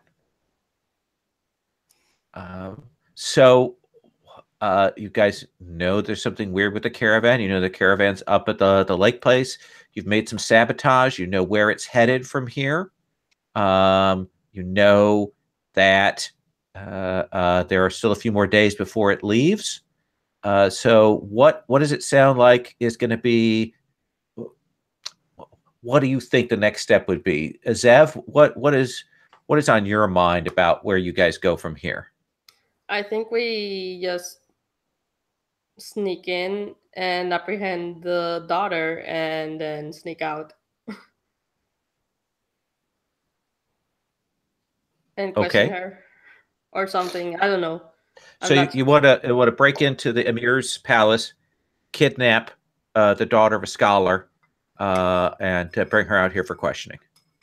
Maybe. I don't know if anyone has any better ideas. I was thinking that Roshan is always Cyrano to other people. Maybe it is his turn to cozy up to her when she's out in the market getting her alchemical goodies. Perhaps we will find out that she has been longing for some actual proper human companionship, or maybe we'll find out that she is so into her dark arts that she is something that we need to deal with. But I can, kind of be your Cyrano in terms of telling you about magic-y stuff. You go out, you accidentally bump into her in the bazaar and make with the small talks.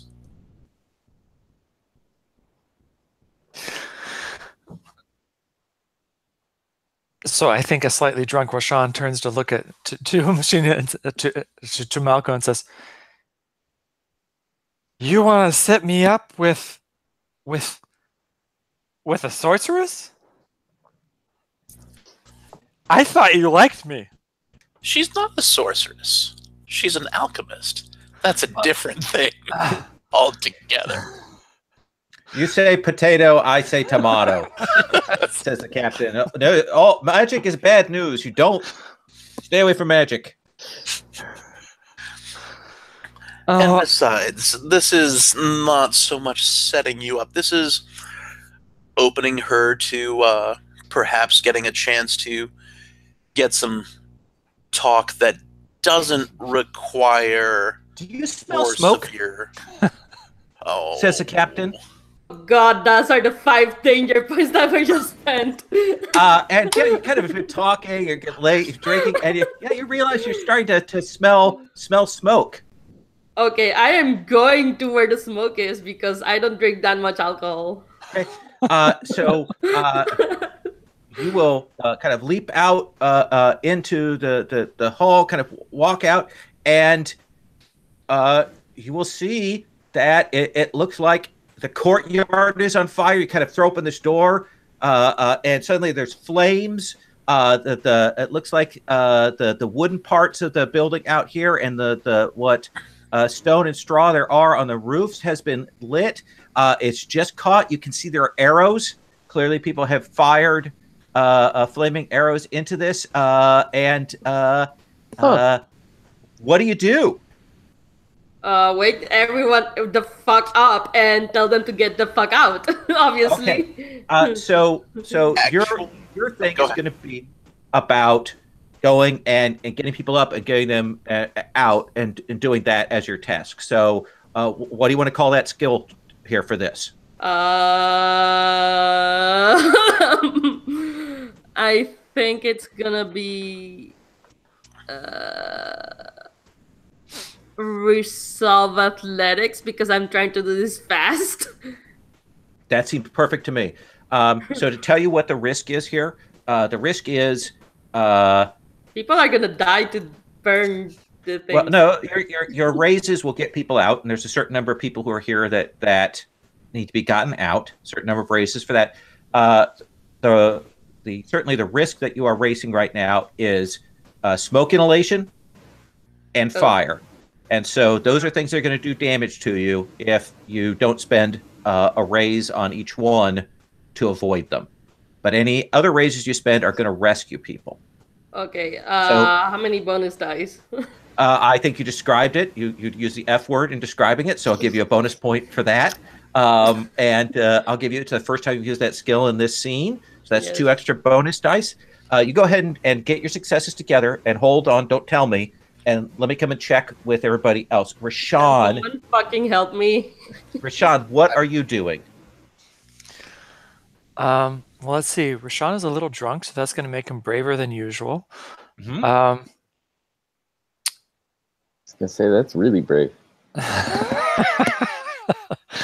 Yeah, so remind me, is this a 2-story house? No, a single-story house. Single-story house with no exit onto the roof. Well, there might be something to get up there to a coop or something. You might be able to find. Is it a thatch roof? Yeah, there is straw and things up there to insulate, and that is some of that is on fire. Okay, so I think his idea is going to be actually to look for like a pitchfork or something like that, climb up onto the roof, and use the pitchfork to throw whatever is on fire off of the roof. Okay. So you're focusing on extinguishing the fire. You're doing effect to the fire. That seems great. What do you want to call that combo of trait and skill for that? Oh, let's see. Does that seem like athletics? Stupidity plus. That's as stupidity as panache. Oh, okay. Yeah, I think this is probably panache and. Yeah, I think it probably is athletics, actually. Okay. So panache and athletics, and a die for flair and a die for first time. So go ahead and roll those and figure out those raises, and we'll check in with you in just a second. What are you doing, Malco? I think actually that I am striding. I realize what's going on. I realize that the children are at stake. And so I kind of hop up and immediately go out into the courtyard where the fires are. And, start making kind of weird, I can't remember what the thing for hand, gestures is the word, but Mudra. Yeah, but I make a few gestures and then all of a sudden use my magic to try and draw all light into myself, because in using cover of darkness, it says candles are extinguished, fires are snuffed, and even the sun itself dims. So I am attempting to pull that into myself. It says a small area centered on me. Yeah. So I feel like that means I've got to get pretty close to the flames. Okay. So I do think, again, as with the other ones, you've got one raise for fire, one raise for smoke inhalation. Those are dangers here. I think this seems like scholarship for using your magic. And you, like Rashawn, are working on getting the fire put out. Yes. So what do you think? Is that wits? Is that resolve? I think it's resolve, because I've got to put myself right up in the flame to take it on. Resolve and wits. Got those 2 extra bonus dice. Or resolve and scholarship. Scholarship. Sorry, resolve and scholarship. Got those extra dice. Go ahead and roll that, and I'll check in with you in just a sec to see how many raises. Actually, do you mind rolling that for me? Oh yeah. I tried reloading the dice roller and still doing the thing. Don't click on the arrow. Click on the where it says roll. Yeah, when I hover over roll, it doesn't turn into the. Oh, okay, I see now. It just stays an arrow. Okay. Weird. So you have, it looks like to me, 4 raises. Okay. Let me come to you and check in with you, Messina. Okay, while they're dealing with putting this fire out and getting people out, I want to see who said it. Okay, so you want to get outside. I want to get outside through the shadows and kind of whatever side streets that are right around here, and see if I can spot anybody. Okay. Too far away. I think absolutely. The 2 risks on your thing are not smoke inhalation in this case, but just fire, having to get through fire. And what about the captain is the other risk? Because he's quite in his cups at this point. So you will need to spend a raise to get him out of there safely. Okay. What do you think the skill is going to be for that? I think since the captain's kind of in danger, it's probably going to be resolve and maybe athletics to be. No, maybe resolve. Yeah. I like athletics. That seems perfect for smashing out. To get out, yeah. To get out quick enough and not be hindered. Yeah. All right. So then in that case, that'll be, I think, 8 dice with your bonus dice. Okay. Right? Okay. Swing back around to Zev. How many raises did you get? 4. How many of those raises do you want to spend avoiding damage? How many people do I have to save? There are 10 raises worth of people total in this house. That is not good. I'm gonna go spend nothing on taking that on resisting damage because I want to save my family, of course. Absolutely. You are going to take 4 damage from the fire and 4 damage from the smoke inhalation. But you are kicking in doors, grabbing people, moving them out into the open. I mean, you are fierce, right? Yes. Yeah. Yes. You Sorry, are. I was looking at my hubris and virtues, and they haven't activated yet, unfortunately. The cool thing is now you have a dramatic wound, so you get a bonus die to all your actions, all your risks now. Look at that. So it was really worth it doing that. Let's come to you, Rashawn. How many of these raises do you want to put into preventing damage to yourself? So Rashawn got 4 raises. Uh-huh. How many does he need to put out the fire, I guess is the question. I would say the fire between you and your associate who's in the courtyard, I'd say it's probably a strength 8 squad. So 8 raises to put this fire out. What if instead of using the raises to put the fire out, I use some of them to create an opportunity? Is that what it is, an opportunity or an advantage? Okay. And what I was thinking was, if I'm throwing the thatch off the roof that's on fire, it might also be creating an opening to let fresh air in. Okay. So it might help them, some of the people inside, take less damage. So are you more concentrated on? So do you want to reduce the fire or reduce the number of people who are in danger?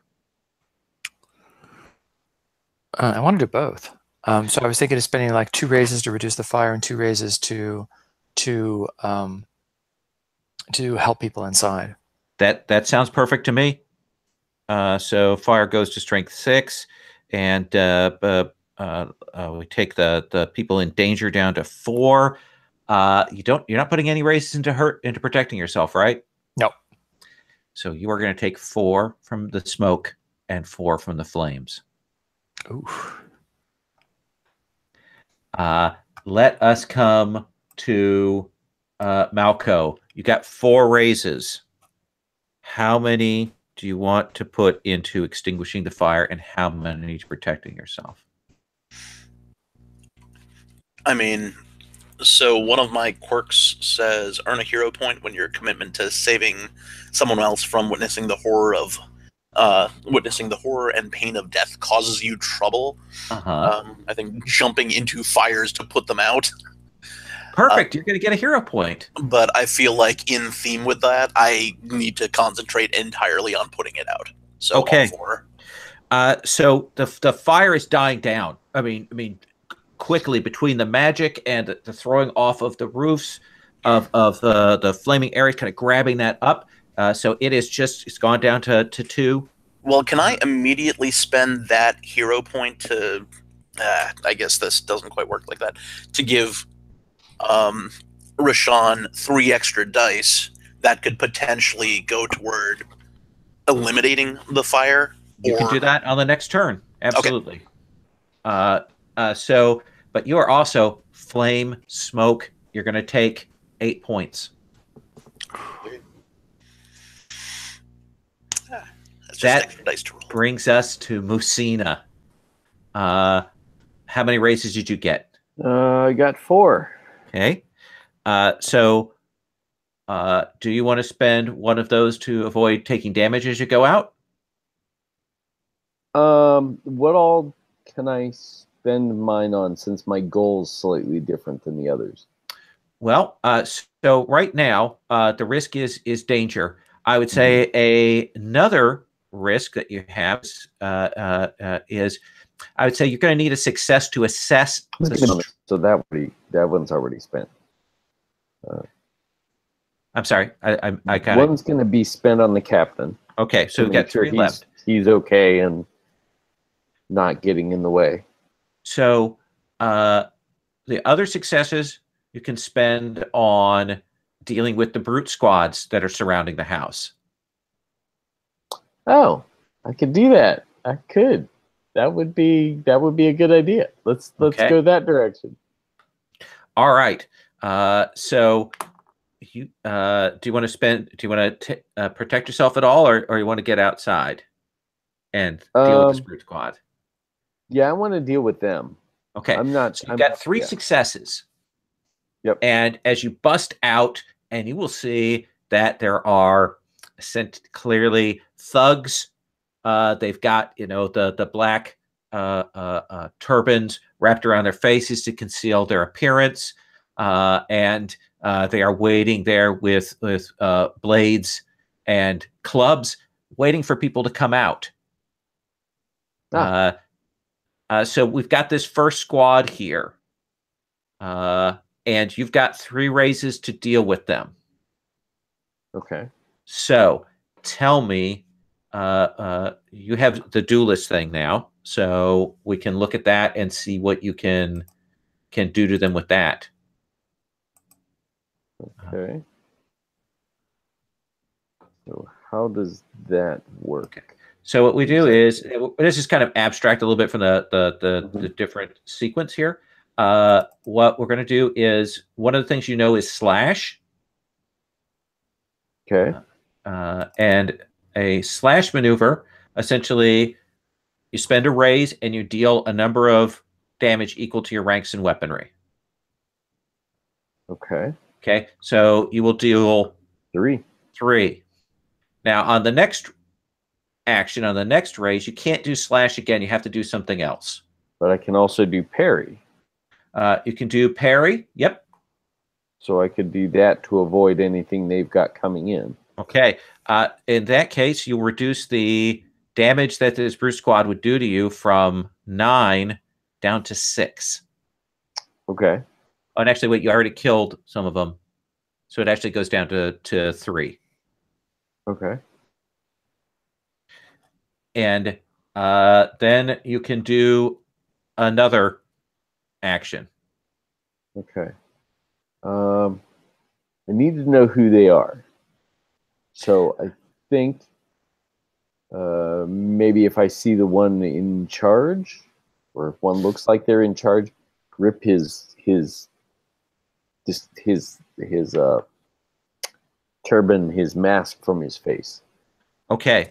So you can grab, and these people have the look of hired thugs. I mean, you can almost see the passage of coin through many hands to hire them to make this attack. But you certainly will spot this guy. So if he does get away, you will know who this underworld figure is. Yeah. Okay. Does that seem fair? That works for me. Okay. So you've got some other brute squads that are closing in on your position. You've got a brute squad strength 6 that is in your face.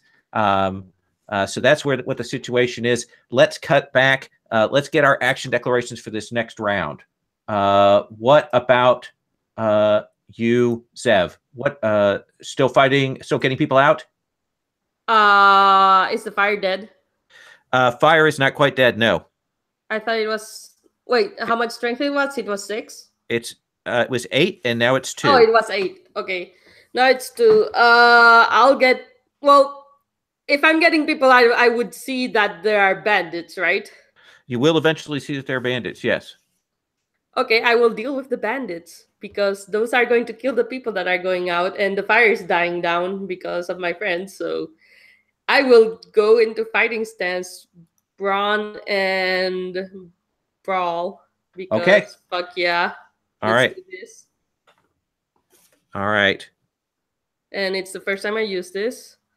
I think I'm going to stop at my tracks once I see the people. Tell the 4 guys I rescued to go somewhere safe while I deal with the brute squads. Okay.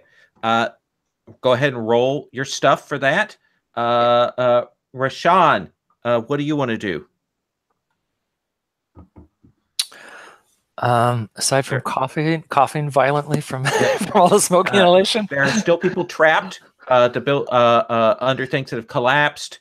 They're still in danger. There is still the fire that is almost out, and there are some brute squads outside looking to murder people. Are any of the brute squads? Brute squads. This is the weirdest word. Are any of them close? How close are they to where I am? How close do you want to be? Because what I'm thinking of doing is, if, for instance, the last remaining bit of fire on the roof is localized, is to use the pitchfork to throw it off onto them. Okay. So does that seem like brawl, or so? How do you want to call what you're dealing with them? Is this more athletics? I'm good with that. Or if you're throwing things, maybe even aim. Yeah, I was actually thinking this is probably aim. Okay. Aim and finesse. Okay. So you get aim and finesse. You'll get those 2 bonus dice. I'm not going to give you your dead eye bonus, but I got to have my dramatic wound bonus. Yes, you do. So look at that. Oh shit! I forgot to apply that. Oh, I don't want to reroll 6 races. It's your call. You can reroll or not. I will not, because I have 6 races. Malco, what about you? I really want to finish getting the fire out. Okay. But I mean, there's still smoke and stuff in the house, right? Yes. People are still in danger. There's still some smoke. I will say that the damage that will be dealt is going to be reduced this round. Okay. I think the first thing that I am going to do is the fire is small enough to the point that it can maybe be like extinguished physically, like taking, like my cloak and swatting it out, that sort of thing. So instead of resorting to big magics, I think it's better to save that for greater severity. And basically I want to take the strong things that are in the yard that are on fire, kind of scatter them across the ground and use my cloak to put them out. Perfect. That sounds like athletics, maybe? Yeah, I guess athletics would be good. Okay. Would that maybe be finesse? Yeah, I like that. I like athletics plus finesse. And you're going to get the 2 bonus dice plus the bonus dice for being wounded. So that's 3 bonus dice. Oh, okay. So, are you throwing any hero points anybody's way? Right now, do you have to be able to, like, story-wise interact with them in order to give them the hero points? I don't know that I'm... That's perfect then. So you're rolling 9 dice. Okay. And Musina, you're out, engaged with this brute squad. What is going to be your skill and approach? Okay. So what I think I'm going to do is I want to disorient them a bit so that Rashawn can kind of get a leg up as well. So I can spend a hero point for them. Okay. So how do I go about doing this? So right now we're going to set up what the skill is. Okay. The hero point will be some fiction on that. Okay. So let's put your skill and trait. Okay. So I want to use. I'm gonna probably just attack them. So weaponry. Take my. I suppose I have a nice shortish curved sword kind of thing. Okay. That sounds perfect to me. Going in the face of these dangerous brute squads. Yeah, and I'm quick, so it'll be a weaponry and finesse thing. Okay, that seems perfect to me. So go ahead and roll that. I'm rolling my dice for the brute squad, and for the dangers inside. So give me a second. Sure. Okay, so that's 4.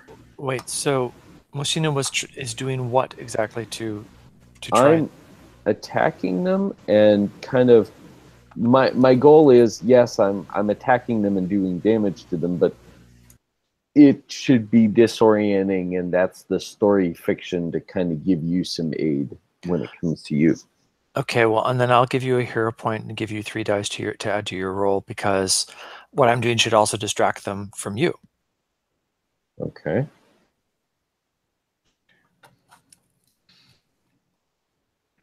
Sounds good. All right. So we are. Has everybody got their raises calculated? I don't want to reroll because I got so many, like 6 races. That's great. Yeah, definitely hang on to those. Okay. Yeah. So you and our good friend, our Musina, are the ones that are right now engaged with the brute squads, right? Yes. Okay. So I spent my last 2 danger points to activate the brute squads early to have them do their effect on that. So you are both going to take 9 wounds. 9? Holy fuck. Okay. I am now out of danger points. So if you have some to sell back to me, I will gladly take those. By the way, my dice explode now, but you get 2 bonus dice. Good. That I won't generate them yet. They'll generate on the next round. So I heard that you have 6 raises, Maria. Does anyone else have 6? I have 5. 5. So, and so was Musina was trying to give me dice also, correct? You were spending a hero point to give me dice. Mm-hmm. Okay. So how do I add them to something I've already rolled? I guess I have to do it manually. You can just roll the 3 dice, or if you want, you can re-roll the whole thing with the extra dice. Okay, I'll take the risk and re-roll the whole thing. It'll be simpler. Yes, do it. Would my 10s explode next turn, or next time we roll, or now? It'll explode the next time you roll. Okay. I wasn't sure the timing of the activating early part. Yeah. Yeah. Tejas, how many raises did you get? I got 4. 4. Okay. And Roshan got 5. 5. Okay. So right now there are 3 brute squads. One is slightly reduced in effect. Essentially, some of their number got taken out by Musina, and there are 2 other squads that are around the building that are there. 2 strength 9, 1 strength 6. Essentially, they've got basic blades, swords. We're now going to go through. We're going to do the countdown. This is how the initiative thing kind of works. So on 6, Maria, you get the first action.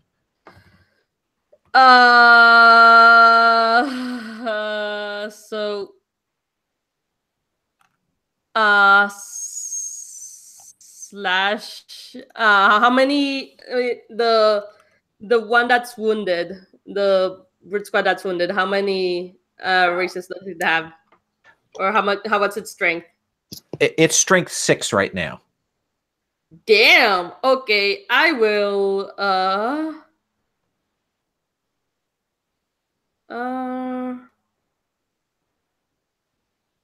I think I will jump over there using my hero points to 1 hero point to do fish asleep. Okay. Which means it cannot be prevented, and it deals 3 wounds because my athletics is 3. Okay, so that's your first maneuver there on that 6 count. We go down to 5 for you, and essentially you will take out half of that wounded brute squad. All right. Okay. Yes. Let's go, and now we're going to go Musina, and then Roshan, and then back to Zev on 5. So Musina. Okay, so I take it I am probably slashing at them. Okay. So describe to me what that looks like. Are you finishing off this group of 3, or are you moving on to another group? No, I think I'm finishing off this group of 3 and probably spinning them around so that when I do finish them off, I am in the right place for the next group. Okay, so that slash comes out, your blade whips around, and you will drop. And between you and Zev, the leaping and the punching, this first brute squad is down. And there's just 2 strength 9 brutes. Cannot do slash twice in a row. That is correct. Yes.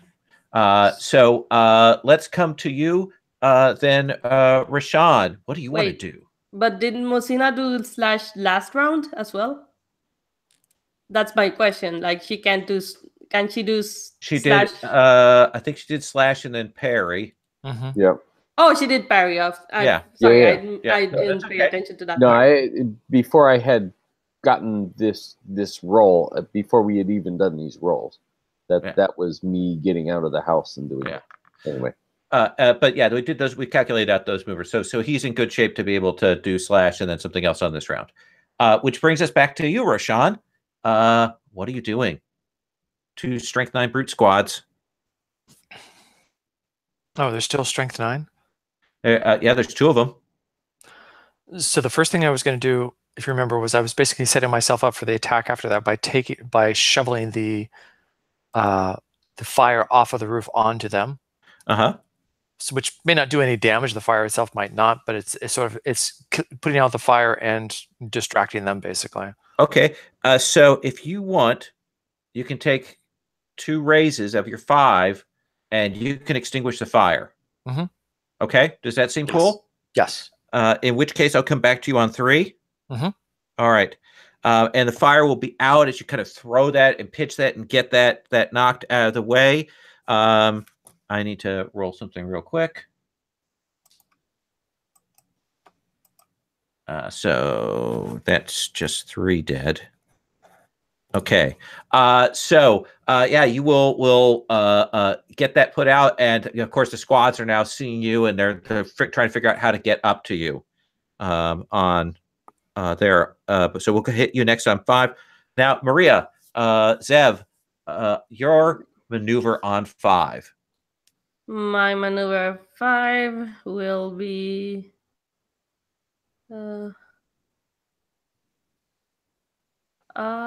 let me see. I'm looking because I want to lunch at some point, but not yet. Yeah, that's not or no, because lunch would not. Okay, not yet. Jeez, yeah, you could do. Let's see, 3 plus. Yeah, I would do 8 damage, but I would expose myself to a lot. Yes, you would, but you don't want to put yourself in danger. Yeah.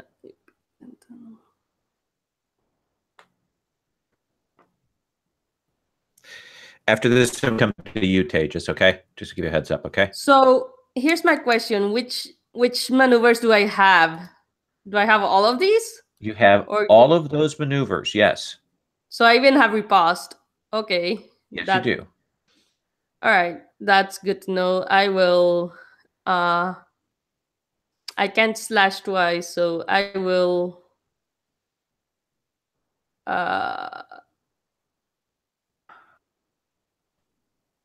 I will bash the.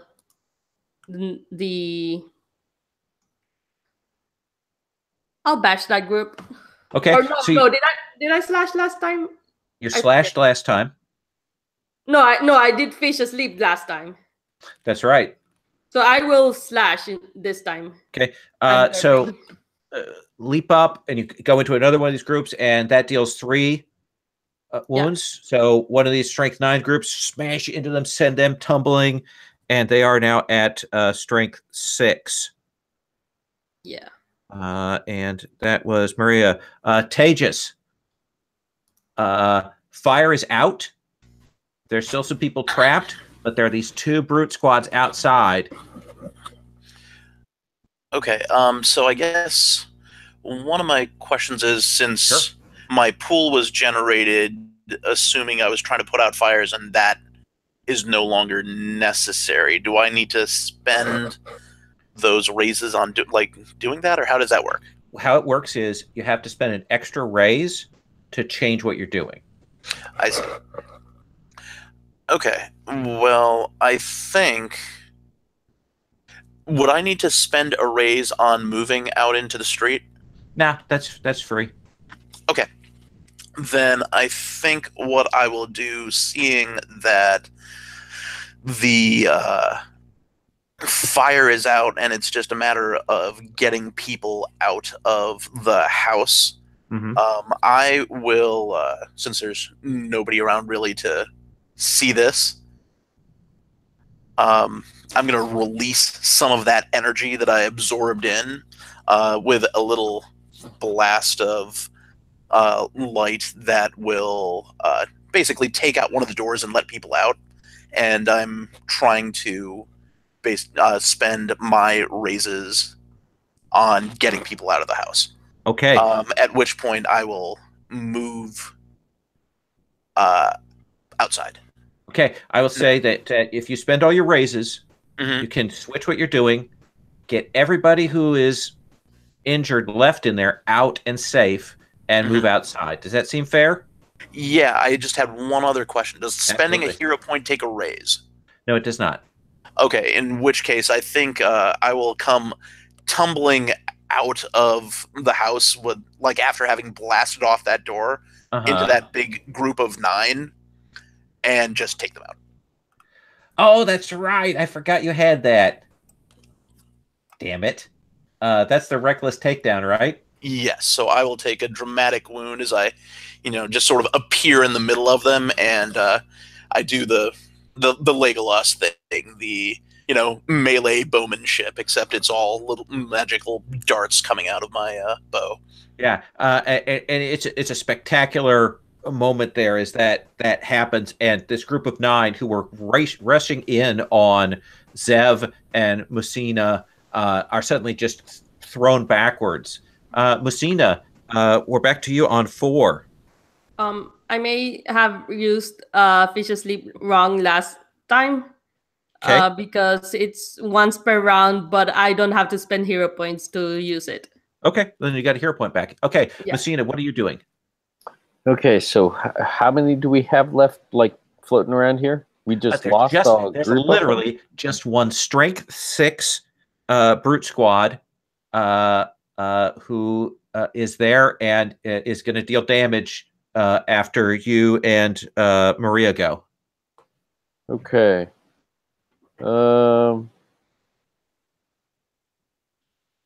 I think we're out in the street.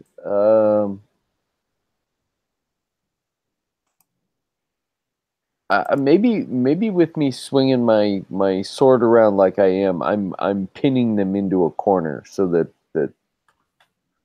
someone else can maybe take them out easier or something. Yeah, okay. I have lunge, which takes them out immediately. Yeah, or you could do a lunge as well. Oh, she can do lunge? Yeah. Okay. Oh no! Well, I'm sorry. No, you have slash and parry, and you get to pick one more. Yeah, it says one more non-style maneuver. So you have slash parry, and you get to pick one of the other ones: feint, lunge, bash, or riposte.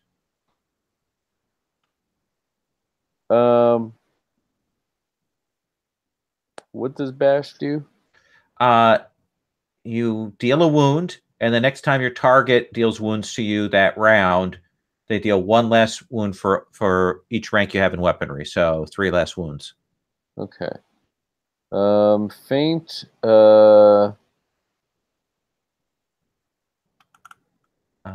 You deal 1 wound, and if you injure them again that round, but if anyone injures them again that round, they take an additional wound.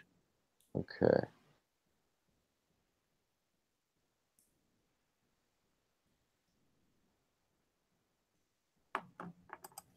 I think what I probably need to do is parry.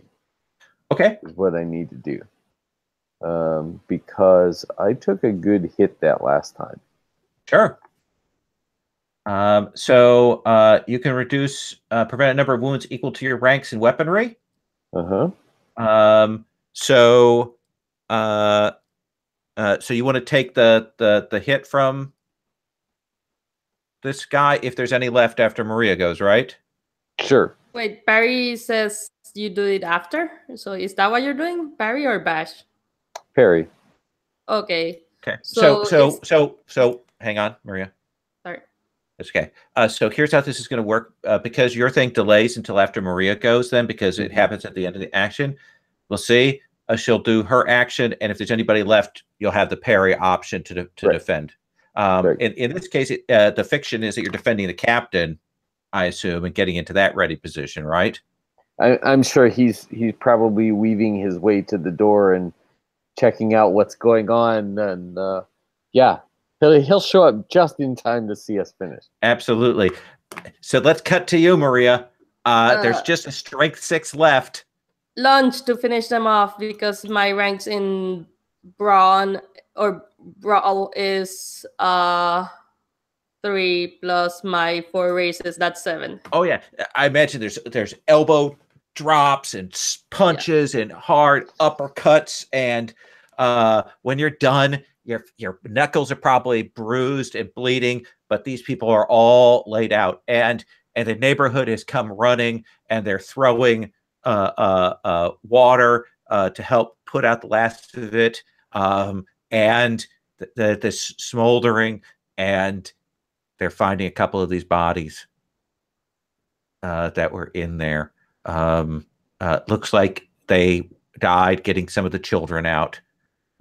Just a couple of these people, and this is sort of early morning as this is lit by the smoke, and you can just know, in your heart of hearts that it is the work of your adversary, that Ibn Moshul has clearly knows you're here and sent these people after you and didn't care who got in the way.